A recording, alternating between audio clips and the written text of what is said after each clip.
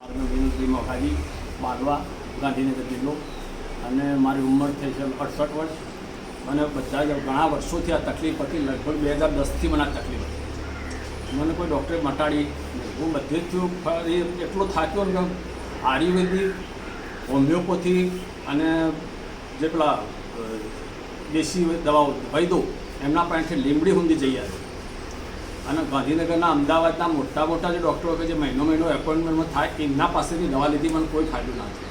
2 વખત તો મેં એન્ડોસ્કોપી કરાવી. એટલે મને તો એવું થયું કે હવે મારાથી આવાનું મટશે નહીં જીવન પર. મને વખત કેળો ખાઈને આખો દિવસ ચાલે છે તો રાતે મને ઊંઘી થઈ જાય.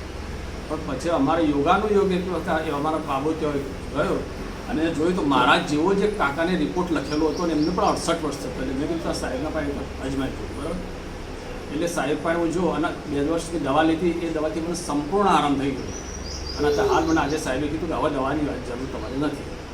મને કમ્પ્લીટ આરામ છે. એટલે કે હું ઓપરેશનની તૈયારીથી પણ ગયેલો દવાખાનામાં.